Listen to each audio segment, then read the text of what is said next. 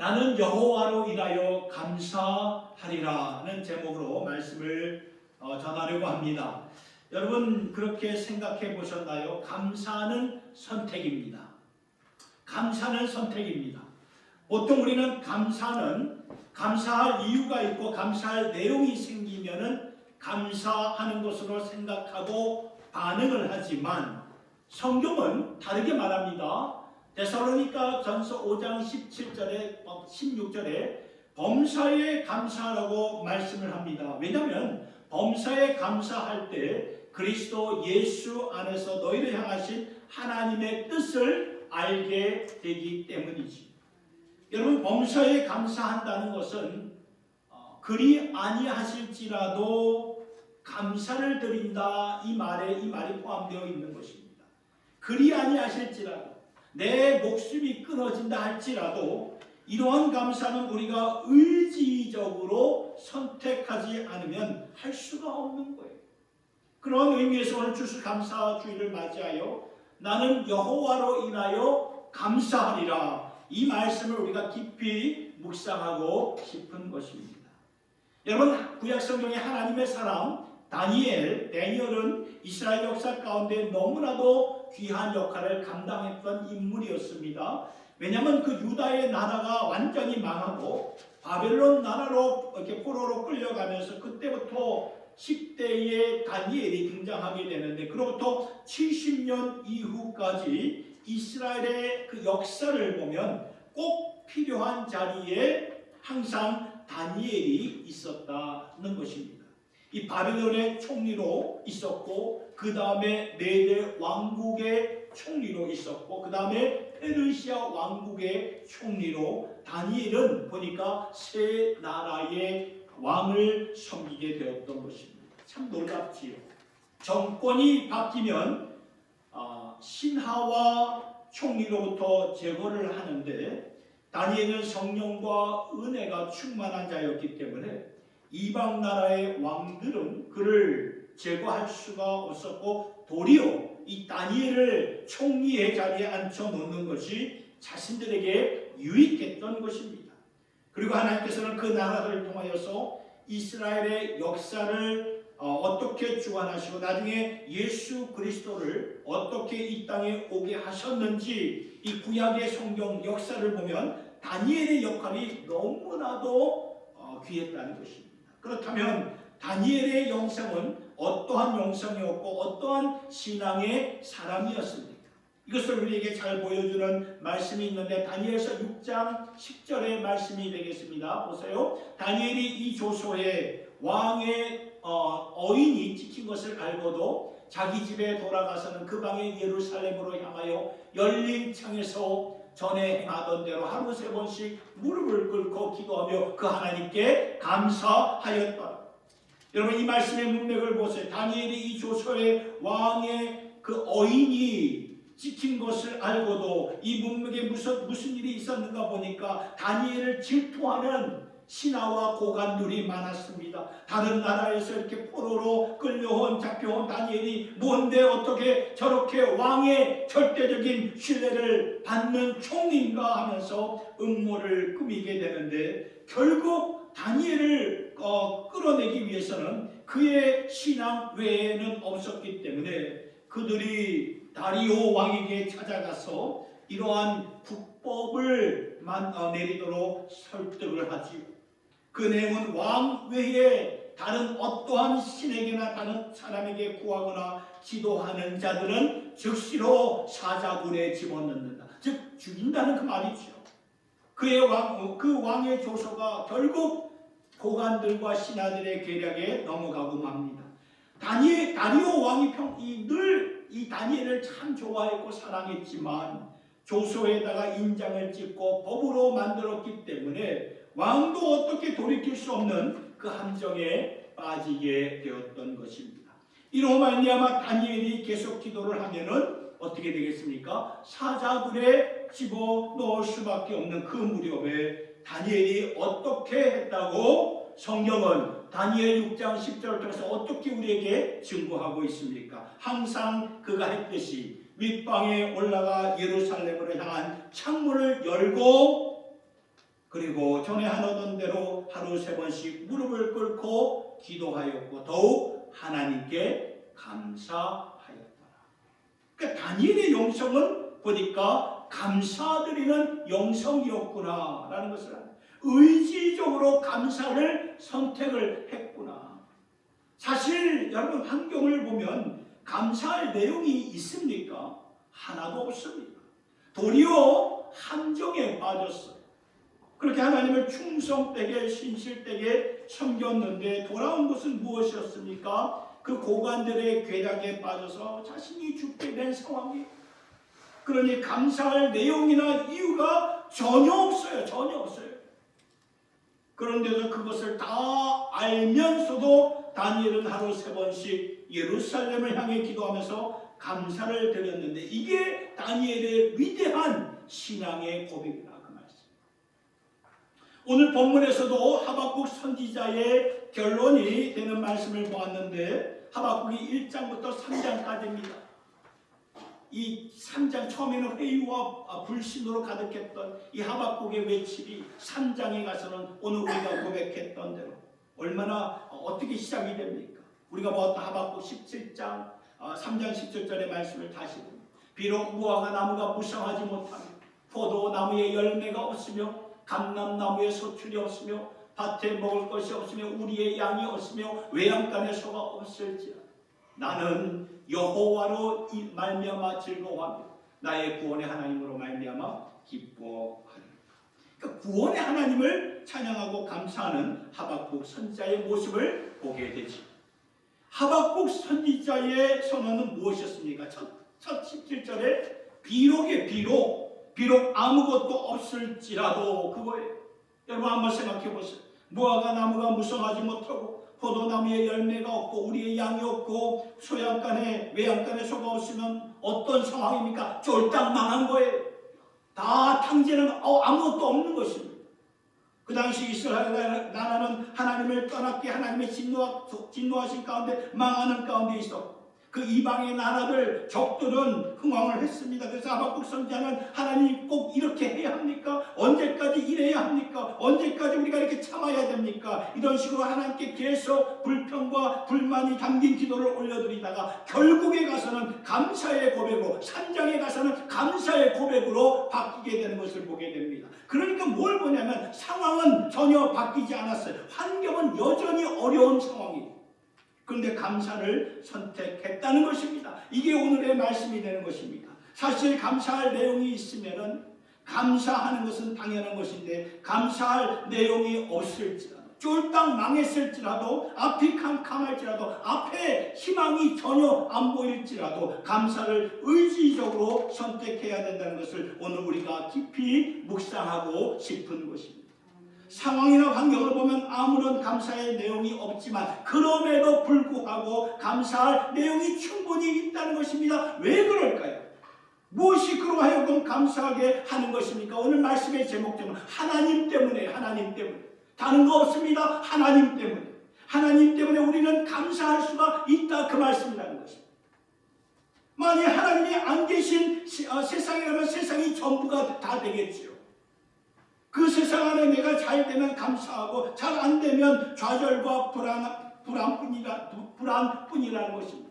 불평과 절망뿐이라는 거죠. 그런데 하나님이 계십니다. 하나님이 계시기 때문에 감사해야 된다는 것을 오늘 우리에게 말씀으로 전달해 주시고 있는 것입니다.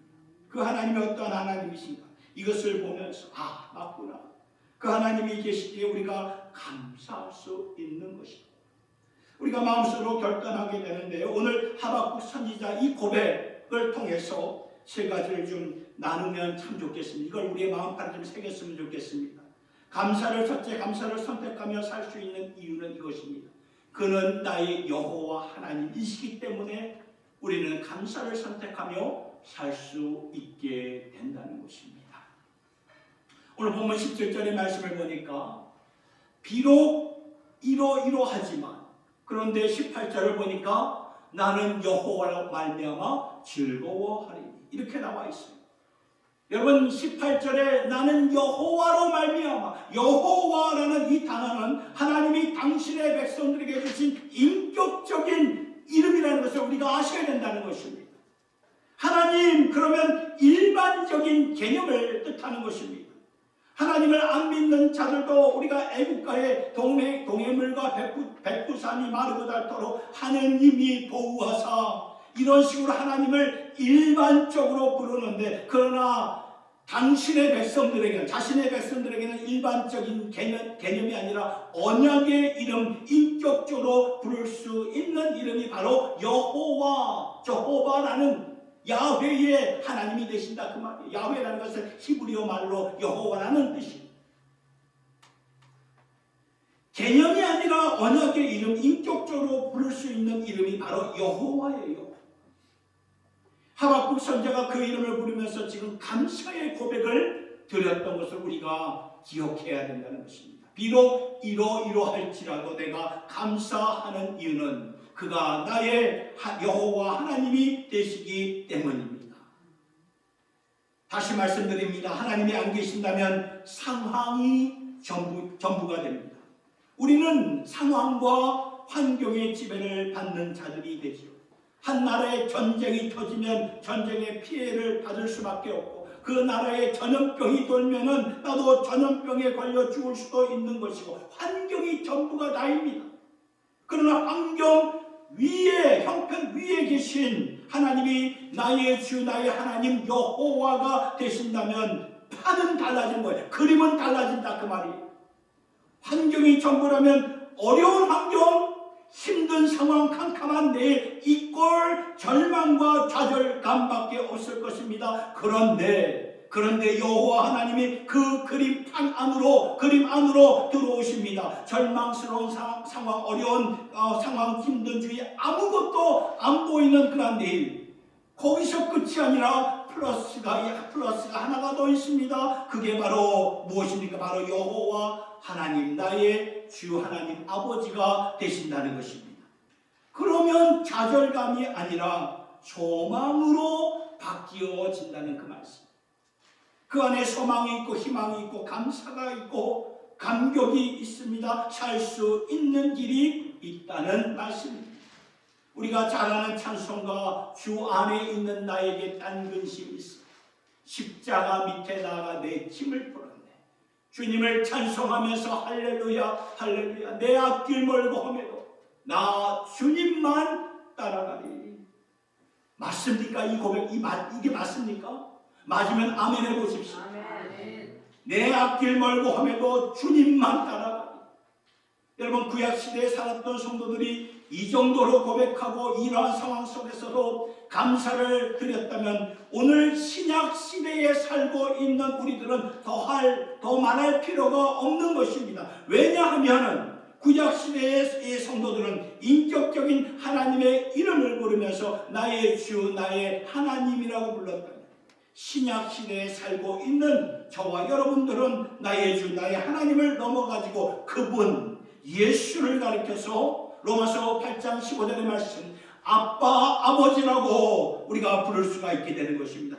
우리는 지난 한 주 동안 묵상한 말씀이 로마서 8장 15절의 말씀이 아니었습니까?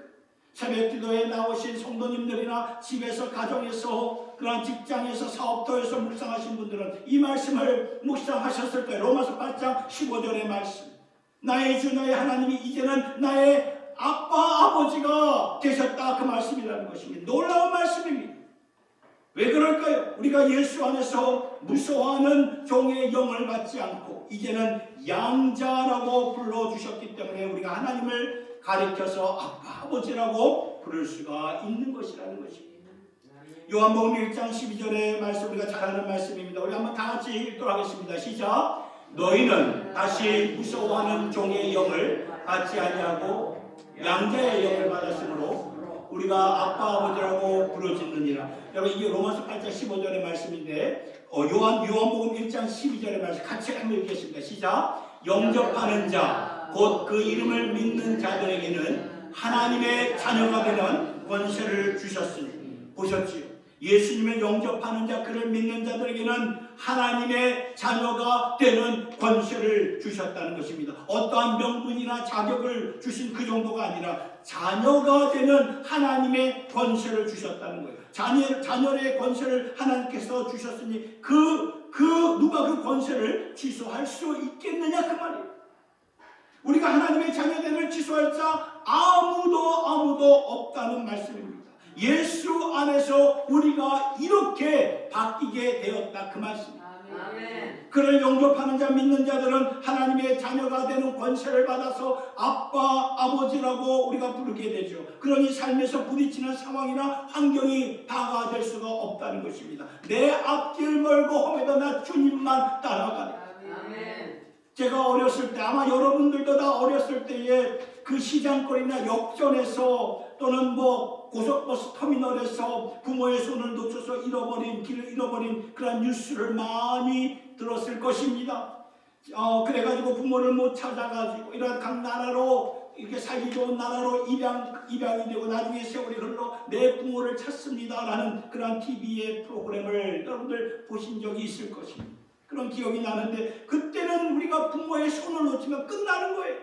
찾을 방법이 없어요. 저 지금도 생생하여 저도 이렇게 아버지와 사람이 많은 인파 속에 가게 되면은 너 있잖아 여기 사람들이 많으니까 아빠의 손을 꽉 붙잡고 가라. 아빠 손 꼭 붙잡으면 안전하다. 그래가지고 정말 제가 손에 땀이 나도록 그 아빠의 손을 꽉 이렇게 붙잡고 갔던 기억이 납니다. 이렇듯 내 갈 길 멀고 험해 나 주님만 따라가. 우리가 하나님을 아빠, 아버지라고 우리가 부를 때 이렇게 감사할 수 있게 된다. 그 말씀입니다. 아무리 힘들고 권고하고 어렵지만 하나님이 나의 주 여호와, 나의 하나님 여호와가 되신다면 우리는 안전할 수가 있고요. 감사할 수가 있습니다. 창세기의 말씀 가운데 요셉의 스토리를 보세요. 요셉이 그렇게 힘들고 어렵고 계속 그 삶을 보면 꼬이는 그런 아픔 가운데 그의 삶은 점점 절망의 늪으로 빠져들 수밖에 그런 가운데 요셉은 하나님과 동행하더라. 그래서 나중에 그가 애굽의 국무총리가 되어 언젠가 형들을 만나게 되었을 때에 그가 이렇게 말합니다. 형들은 나를 해하려고 했지만 하나님은 나를 선하게 인도하셨습니다. 그렇게 꼬입대로 꼬이고 절망의 늪으로 빠진 상황일지라도 선으로 바꾸어 주시는 하나님이 계신다는 것입니다. 언젠가 이러한 요셉의 스토리를 묵상하면서 이러한 문장이 생각이 났습니다. Life is not good, but God is good. 맞습니까? 우리의 My life is not good, but God is good. 우리의 인생은 험난합니다. 그러나 하나님은 선하십니다. 하나님이 결국 선으로 이끌어 주시고 나중에 하나님의 나라 천국까지 이끌어 주시는 하나님, 우리 하나님 아버지가 되시기 때문에 나의 주, 오늘도 나의 주, 나의 하나님 아버지를 우리가 바라보면서 우리는 감사를 의지적으로 선택하며 살 수 있는 주님의 백성들인 줄로 믿습니다. 아멘. 하나님은 어떠한 분인가? 두 번째 말씀을 보니까 그는 나의 구원의 하나님이 되신다는 것입니다. 오늘 본문의 말씀 18절의 말씀을 볼까요?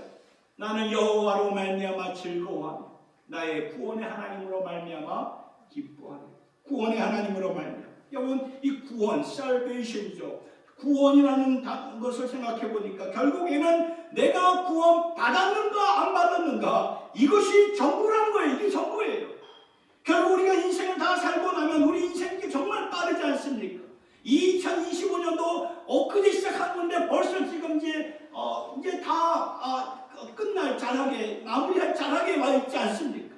안개같이 정말 빨리 지나갑니다. 저는 목사로서 장래를 이렇게 김대하다 보면은 70년, 80년, 90년 살았어도 순식간에 지나갔다고 말을 합니다. 여러분 임종시의 순식간 지나가는 세상 결국 남는 것은 한 가지 질문에 대한 답입니다. 내가 구원을 받았는가 안 받았는가. 임종의 자리에서 내 은행 어카운트에 얼마가 있나 아무런 의미가 없어요.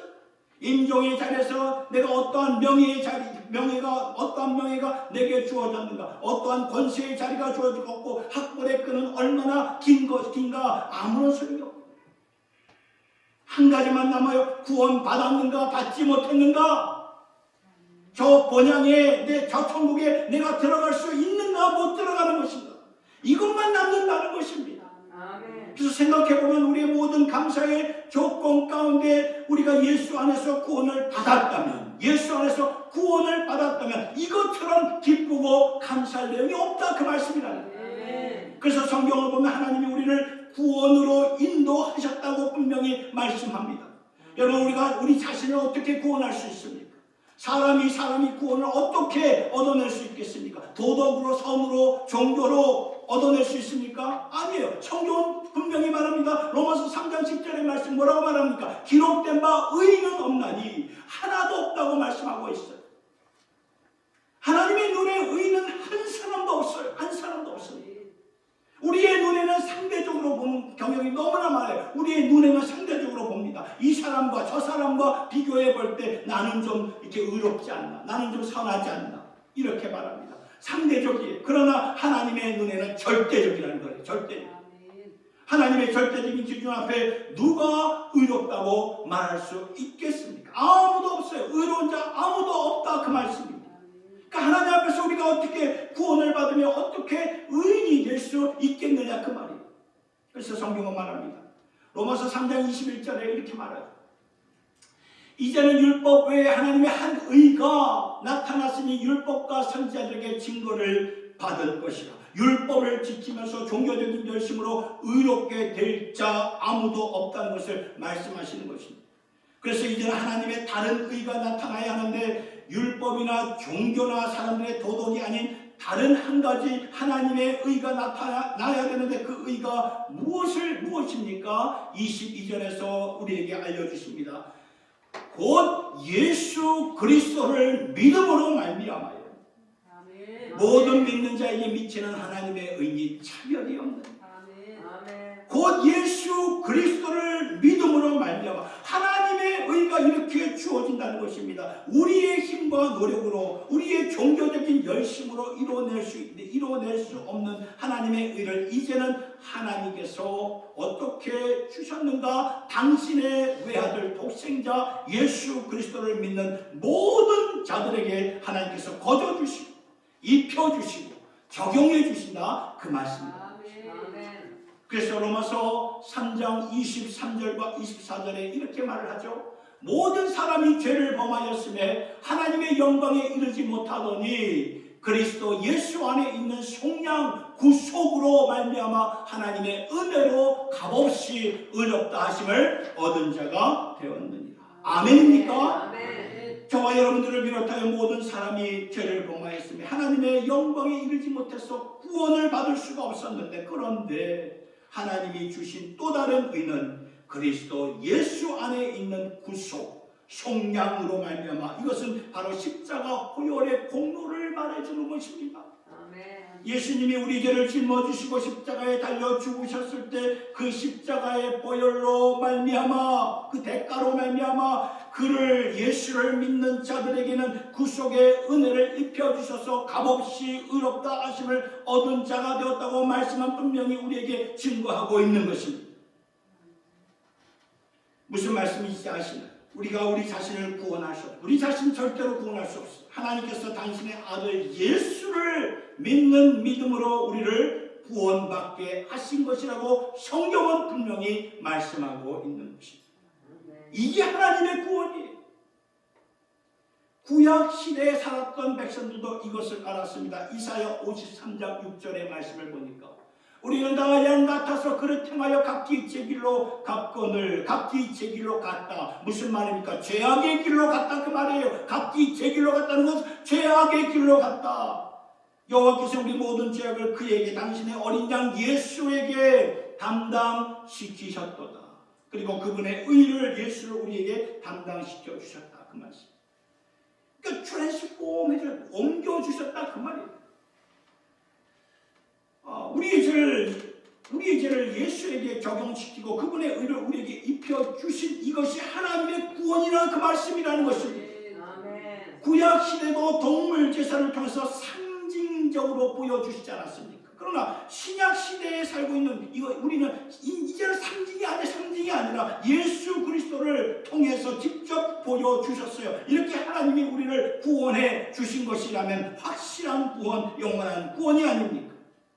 그러니까 어떠한 상황 속에서도 우리는 감사로 이렇게 감사로 주님께 영광을 돌릴 수가 있다는 그 말씀.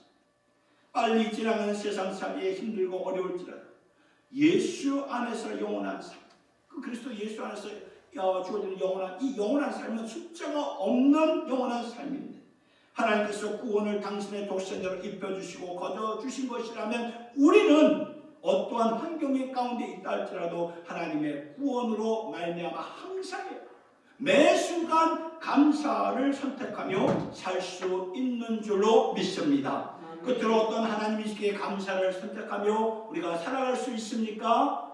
그는 나의 힘이 되시기 때문에 감사를 우리가 의지적으로 선택하며 살아갈 수가 있게 됩니다. 하박국 선지자의 고백을 계속 보십시오. 19절의 말씀을 보면은 주 여호와는 나의 힘이시라. 천지 만물을 창조하신 하나님, 모든 상황 위에 계신 하나님. 상황과 환경은 오늘도 우리를 지배하지만 그 위에 상황과 환경을 지배하신 하나님, 전쟁까지도 내게 속한 것이라 이 모든 것을 지배하신 하나님이 오늘 나의 힘이 되신다고 하박국 선지자는 고백을 하고 있습니다. 그렇다면 게임 체인지, 게임이 완전히 바뀌어지는 거예요. 하나님이 개입하시면 게임이 완전히 바뀌어지는 것입니다. 그래서 하나님께 감사를 드리는 것이고 감사를 의지적으로 선택하는 것이죠. 그리고 저는 이 말씀을 묵상하면서 하박국 선지자가 하나님은 나의 주 여호와는 나의 힘이시라, 그런 다음에 말한 말씀이 무엇입니까? 나의 발을 사슴과 같게 하사 나를 나의 높은 곳으로 다니게 하십니다. 이 말씀을 묵상하면서 왜 사슴이라고 하박국 선지자는 사슴이라는 동물을 표현해, 많고 많은 동물 가운데 왜 사슴을 이렇게 표현을 했을까? 이 말씀을 묵상하는 가운데 굉장히 새로운 인사이트를 좀 얻게 되었는데, 사실 저는 나의 발을 사슴이 아니라 나의 발을 사자와 같게 하사 아니면 호랑이처럼 같게 하사 얼마나 이게 더 멋집니까? 더 위풍당당하지 않습니까? 그런데 왜 굳이 사슴이라는 그런 동물을 이렇게 거기다가 집어넣었을까요? 묵상하는 가운데 여기서 더 의미 있는 말씀을 깨닫게 됩니다. 여러분, 사슴은 연약한 동물이에요. 연약한. 이 야생동물 앞에서 힘을 못 쓰고 금방 그들의 밥이 되고 마는 그런 동물이 아닙니까? 사슴. 근데 사슴은 살 수가 있습니다. 왜 그런지 아십니까? 그의 발 때문에 그래. 발에 힘을 주사, 여러분 사슴은 있잖아요. 다른 동물보다 빨리 뛰고 발에 힘이 있기 때문에 높은 곳을 이렇게 점프를 합니다. 점프를 하면서 뛰어요. 특별히 중동 지역, 이러한 팔레스타인 그 지역을 가면 올라가면 올라갈수록 바위의 지형이 바위와 돌산들이 얼마나 많은지 모릅니다. 그렇기 때문에 야생 동물들은 이 사슴처럼 뛰지는 못합니다. 그러나 사슴은 발목은 얇지만 견고합니다. 흔들리지가 않습니다. 그래서 뛸 수가 있는 것이에요. 그러한 모습을 우리에게 말해주고 있는 것입니다. 우리들을 보면 얼마나 연약한 존재입니까? 그래서 하박국 선지자가 이 사슴을 표현한 게 바로 우리를 가리키는 것이에요. 연약한 우리의 존재들입니다. 많은 상황과 환경 가운데 부서질 수밖에 없어요. 그런데 하나님께서 한 가지를 주셨는데 그것은 발에 힘을 주셨다, 그 말씀이라는 것입니다. 확고한 그라운드에 설 수 있도록 힘을 주셨어요. 그래서 이 모든 환경 가운데 그 위에서 견고하게 설 수 있는 길을 우리에게 허락해 주셨다, 그 말씀이라는 것입니다. 여러분, 시편 18편의 말씀을 보면 하나님의 사람, 이 말씀인데 다윗의 시편의 말씀인데요, 다윗이 이 시편을 18편의 말씀을 언제 썼는가 하면 그를 따르고 있는 모든 그를 다윗을 추격하는 사울 왕의 손에서 구원함을 받고 하나님께 올려드렸던 시편의 말씀이 되는 것입니다.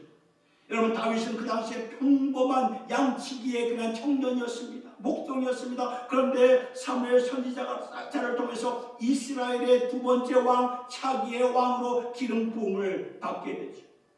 그때 첫 번째 왕이었던 사울 왕은 완전히 다윗을 향한 질투로 정신을 잃게 되죠. 그리고는 오직 한 가지, 다윗만을 죽이려고 군사를 동원합니다. 너무나 황당하지 않습니까?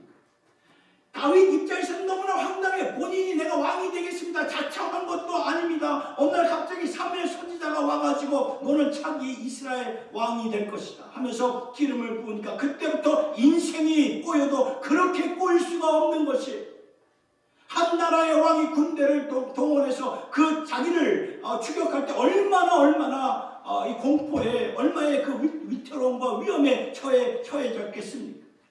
근데 이 모든 상황 가운데 나의 힘이 되신 여호와 하나님께서 그를 어떻게 지켜주셨는가? 이 시편 18편 33절부터 36절까지 다윗이 이렇게 고백을 합니다. 보세요. 나의 발을 암사슴 발 같게 하시고 나를 나의 높은 곳에 세우시고 내 손을 가르쳐 싸우게 하시니 내 팔이 활을 당기도다. 주께서 주의 구원하시는 방패를 내게 주시니 주의 오른손이 나를 붙들고 주의 온유함이 나를 크게 하셨도다. 내 걸음을 넓게 하셨고 나를 실족하지 않게 하셨도다. 보셨나요? 나의 발을 암사슴같이 갖게 견고한 말로 점프하시도록 모든 상황과 어려움 가운데서 가게 하셨고 실족할 수밖에 없는 곳에서도 실족하지 않도록 인도해 주셨던 것입니다. 그러니까 여호와 하나님의 힘이 우리를 이렇게 인도하신, 다윗만 아니라 오늘 우리도 이렇게 인도해 주신다 그 말씀입니다. 오늘 우리는 보면은 비성경적으로 기도할 때가 종종 있어요. 그게 뭔지 아십니까? 기도할 때 나는 아프지 말게 하여 주시고 나는 아프면 안 되고 내 자식이나 내 부모도 아프면 안 되는 이러한 기도는 사실 비성경적인 기도가 되는 것입니다. 성경적인 기도가 무엇입니까? 그런 아픔 가운데서도, 그런 위험 가운데서도, 그런 어려움 가운데서도 내 발을 흔들리지 않도록 견고하게 만드시며 필요할 때는 하나님께서 나를 더 높은 곳으로 인도해 주시기, 연단의 과정, 어려움의 과정을 허락해 주신다는 것을 우리가 믿고 인내하며 순종하며 따라가야 된다 그 말씀이라는 것입니다. 이 모든 상황 가운데 서게 하시고 결국 하나님 나라에 서게 하시는 우리 하나님을 바라보면서 우리가 이렇게 살아가, 이 믿음 생활, 우리가 교회 생활, 우리가 이 신앙 생활 이뤄가야 된다는 것이죠. 그러니까 하나님이 우리의 힘이 되시기에 상황을 바라보는 것이 아니라 나의 힘이 되신 여호와를 우리가 바라보면서 감사의 예배를 늘 우리가 드려야 된다는 것입니다. 여러분, 초대교회 성도들을 한번 생각해 보세요. 세상 살아가는 것이 그 자체가 너무나 힘들었어요. 아마 이 북한에 오늘 그 주민들보다 더 힘들 때가 아니었나. 이 초대교회 성도, 이 로마 정권의 그 어떤 그 박해로 예수 믿는 거 그 한 가지 일 때문에 땅을 파가지고 지하에 들어가서 카타콤이라고 그러죠. 그곳에 들어가서 땅 속에 거의 아파트 한 12층까지 그 밑에 깊게 파서 그 동굴 속에서 살았던 그런 모습이 실제로 있어요. 그런 카타콤이라는 것이 있는데 너무나 고달프고 위험했죠. 그런 가운데서도 그들은 자신들의 믿음을 지키면서 기독교 역사의 발판을 마련했던 것이고 2000년 기독교의 역사가 계속 되고 있는 것 아닙니까? 그러니까 초대교회 성도들은 세상 사람들과 다르게 살았다는 것입니다. 언젠가 그들의 신앙 고백을 보게 되었는데 마음판에 새겨지게 된 그 영어의 문구를 좀 함께 나누기를 원하는 바입니다. 첫째 이것입니다. 그 세상 사람들은 Look what is happening in the world.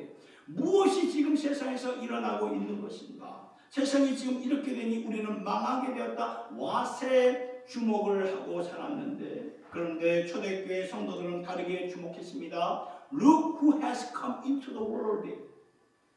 그러니까 what이 아니라 초대교회 성도들은 who를 굉장히 주목을 했던 거예요. 이 세상에 누가 우리를 찾아오셨는가 이것이. 그래서 그들은 삶의 초점을 바꾸었던 것입니다. 이러한 세상, 사슴처럼 연약한 우리들에게 누가 우리에게 찾아오셨는가. 사도 요한이 말합니다. 요한복음 1장 14절의 말씀대로 말씀이 우리 하나님이 되시죠. 하나님이 육신이 되 우리 가운데 거하심에 우리가 그의 영광을 보니 아버지의 독생자의 영광이요 은혜와 진리가 충만하다. 히브리서 12장 2절의 말씀 믿음의 주여 또 온전케 하시는 인 예수를 바라보자. 믿음의 경주 가운데 예수를 바라보면서 뛰는 것밖에 없다고 고백을 했던 것입니다. 그러니까 키는 열쇠는 이것이에요. 세상이 말하는 그 왓을 주목하는 것이 아니라 이 세상에 누가 오셨는가, 우리를 위해 누가 찾아오셨는가, 그분을, 그 예수를 바라보는 것이 우리 믿음의 본질이요 핵심인 줄로 믿으시기를 바랍니다. 그분을 바라보라는 거예요. 그분을 바라보라는 거예요. 그러니까 감사를 선택하면서 우리가 살 수가 있게 되는 것이죠. 감사는 뭐예요? 그래서 능력이에요.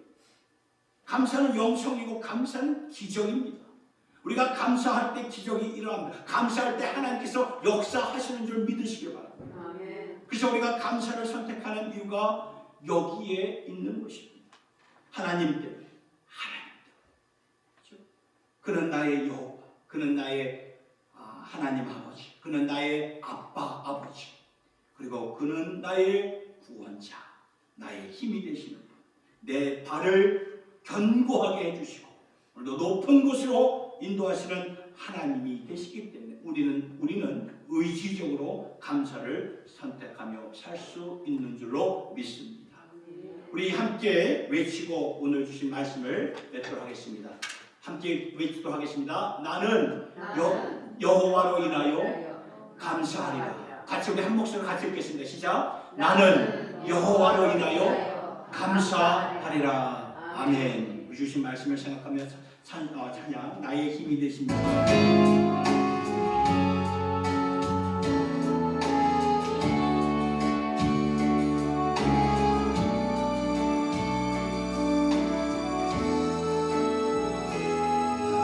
힘이 되신 여호와여, 내가 주님을 사랑합니다. 주는 나의 반석이시며 나의 요새시라. 주는 나를 건지시는 나의 주, 나의 하나님, 나의 귀한 바위시여 나의 방 되시라. 나의 하나님,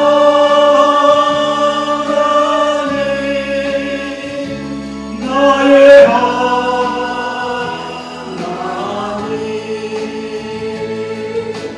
구원의 불이시여 나의 산성이라.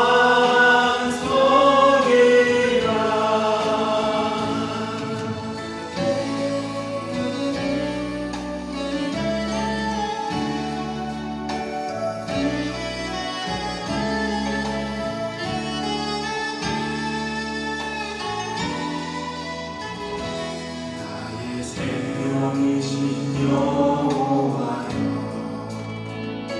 내가 주님을 찬양합니다. 주는 나의 사랑이시며 나의 의지시라. 주는 나를 이끄시어 주의 길 인도하시며 나의 생의 목자 되시니 내가 따르리라. 나의 하나님,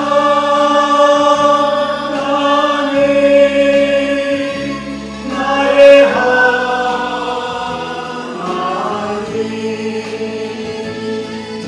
생명의 멸류관으로 내게 세우소서.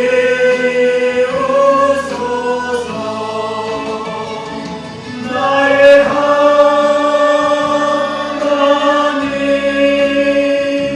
나의 하나님,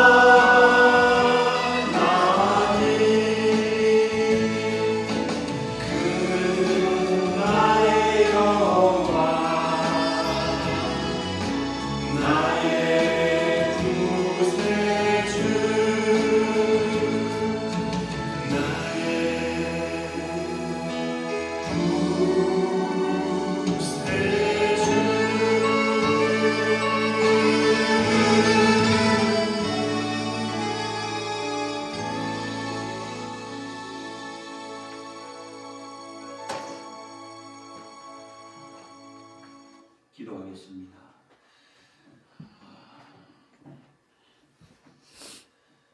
고마우신 주님, 이 추수감사 주일에 우리 여호와로 인하여 감사하리라. 나는 여호와로 인하여 감사하리라.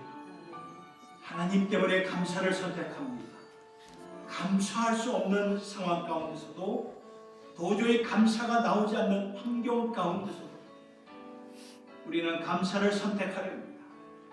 하나님은 나의 주, 나의 하나님이 되시기 때문입니다. 하나님이 계시기에 모든 그림이 바뀌어지고 판이 바뀌어짐을 믿습니다. 감사합니다. 하나님은 나의 구원자가 되시기 때문에 세상의 모든 것을 가졌어도 구원이 없으면 아무것도 없는 것이고, 세상에 아무것도 없을지라도 구원이 있으면 모든 것을 얻은 것인데, 그래서 하나님의 구원에 참 감사를 드립니다. 그리고 하나님이 나의 힘이 되시니 참 감사를 드립니다.